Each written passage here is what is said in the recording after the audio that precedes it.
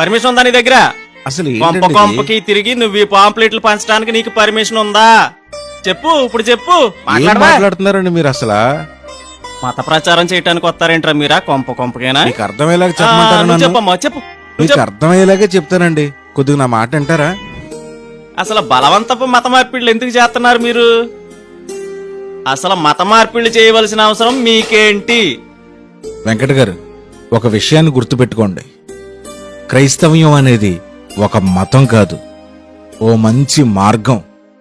మీలాంటి వారే క్రైస్తవ్యం మీద వ్యతిరేకతను సృష్టిస్తున్నారు. క్రైస్తవులు నిజంగా మతం మారుస్తారా వెంకట గారు?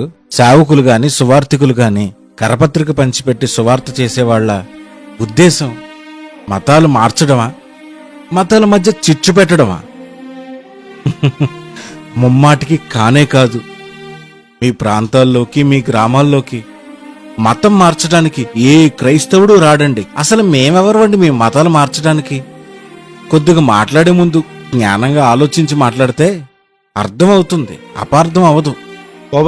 అయినా మతాల మధ్య చిచ్చు పెడుతుంది సేవకులు క్రైస్తవులు కాదండి, మతాల మధ్య చిచ్చు పెడుతుంది మీరే. ఏంటి గొడవలు పెట్టేది మేమా? సార్ నేను చెప్పేది కొద్దిగా వినండి సార్. క్రైస్తవుడు బోధించేది ఏంటో తెలుసా? మీ బ్రతుకు మార్చుకోమని చెప్తాం సార్, మీ జీవన విధానాన్ని మార్చుకోమని చెప్తాం సార్, చెడ్డ క్రియలను విడిచిపెట్టమని చెప్తాం సార్, మంచిగా బ్రతకమని చెప్తున్నాం సార్. సార్, దీన్ని మత మార్పిడి అంటాం. ఎంతవరకు కరెక్ట్ అంటారు చెప్పండి? ఓ 2 నిమిషాలు నాకు టైం ఇవ్వండి, అంత వివరంగా చెబుతా. ఏ సేవకుడైనా ఏ సువార్థికుడైనా మతం మార్చినట్లు మీరు రుజువుపరచగలరా? Can you prove that with evidence? Manohar చెప్పు. చెప్పలేరు సార్. సార్, ఎందుకు సార్ దీనికి మతం అని స్టాంప్ వేశారు? క్రైస్తవ్యం మీద క్రైస్తవుల మీద ఒక తప్పుడు ఉద్దేశాన్ని ప్రచారం చేస్తుంది మీరు. క్రైస్తవ్యంలో ఏ ప్రాబ్లం లేదు. This is democratic country. రాజ్యాంగం ప్రతి ఒక్కరికి హక్కిచ్చింది సార్ తమ దేవుణ్ణి ప్రకటించుకోవడానికి. ఆ విషయం తెలుసు కదా సార్ మీకు? నా దేవుణ్ణి నేను ప్రకటించుకోవడానికి నా దేశంలో స్వేచ్ఛ స్వతంత్రం ఉంది సార్, అందుకనే ప్రకటిస్తున్నాం.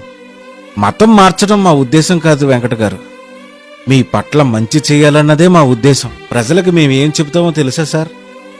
యవనస్తులను తల్లిదండ్రుల మాట విని చదువుకోండని, సినిమాల జోలికి పోవద్దు, షికారులు తిరగొద్దని చెబుతాం సార్. త్రోవ తప్పిన వ్యభిచారులను వాక్యం చేత సరిదిద్ది వాళ్ల జీవితాల్ని నిలబెడుతున్నాం సార్. కుటుంబాల్లో కలుగుతున్న కలహాల కొరకు ప్రార్థన చేస్తాం. త్రాగుల్లోని వ్యభిచారంలోని ప్యాకెట్లో పడిపోయిన వాళ్ల జీవిత విలువేంటో చెప్పి వాళ్ళని సరిదిద్దడానికి ప్రయత్నం చేస్తున్నాం సార్. వాళ్ల కొరకు ఉపవాసాలుండి ప్రార్థన చేస్తున్నాం. దొంగతనాలు, మోసాలు, ఒకరి పట్ల ఒకరికి ద్వేషాలు ఇవి మనకు తగవని చెబుతాం సార్. పోలీస్ స్టేషన్లతో కోర్టులతో పని లేకుండా నీతిగా బ్రతకమని చెబుతాం సార్. పగలు ప్రతీకారాలు పెంచుకోవద్దని చెబుతాం సార్. ఇలా అన్ని విషయాల్లో సమాజాన్ని సమాధానకరంగా మారుస్తున్నాం సార్. కానీ మీరు సమాజానికి మంచి చేస్తున్న మమ్ములను నీకెవరిచ్చారా పర్మిషన్ అని అడుగుతున్నారు. ఇది ఎంతవరకు న్యాయం?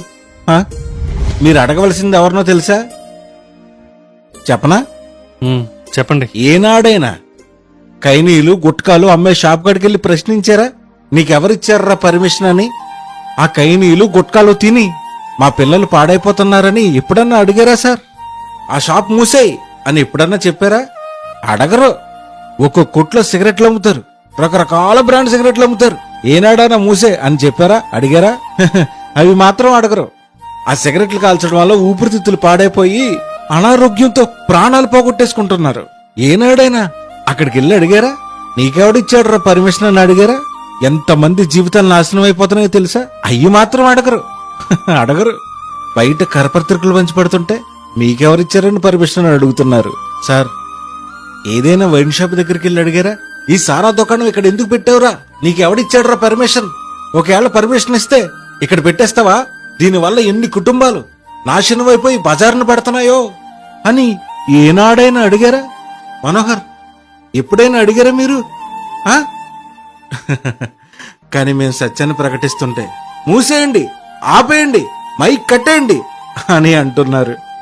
సిగరెట్ అమ్మేవాడిని అడగరు, వైన్ షాప్ పెట్టి అమ్మేవాడిని ప్రశ్నించరు.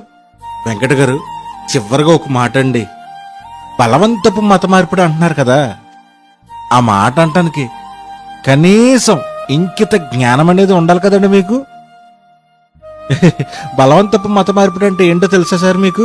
రేయ్, నా మతంలోకి రా, నువ్వు నా మతంలోకి రాకపోతే చంపేస్తా, అలా అనడం బలవంతపు మత మార్పిడి సార్. బలవంతపు మత మార్పిడి అంటే చెప్పనా మనోహర్, బలవంతంగా నీకు ఇష్టం లేకపోయినా మా కరపత్రిక నువ్వు తీసుకోవాల్సిందే అని అంటే అది బలవంతపు మత మార్పిడి సార్. మీలో చాలా మంది మా క్రైస్తవులను బలవంతంగా బొట్లు పెట్టించి మీ నినాదాన్ని పలికిస్తున్నారు, కానీ మేము అలా చేయట్లేదే. ప్రేమగా సువార్తను ప్రకటిస్తున్నాం. మతాల మీద ఉన్న ఫోకస్ మానవత్వం మీద పెట్టండి సార్. మాకిచ్చిన ఈ స్వతంత్రాన్ని బట్టి మేము ఎక్కడికైనా వెళ్లి సువార్త ప్రకటించొచ్చు సార్. మమ్మల్ని అపార్థం చేసుకోకండి. ఒకరిని ఒకరు గౌరవించుకుని ముందుకెళ్దాం సార్. ఇక మీదట అలా ఆలోచించకండి సార్. ఏదైనా పొరపాటుగా మాట్లాడుంటే నన్ను క్షమించండి. అలా ఏం లేదండి, మీరు చెప్పినవన్నీ వాస్తవాలే. ఇక మీదట ఇంకా అలా ఆలోచించనండి. లేదు, మనం అందరం సత్యాన్ని తెలుసుకోవాలి, సత్యాన్ని అనుసరించాలి. అజ్ఞానంగా మాట్లాడకండి, జ్ఞానంగా ఆలోచించండి.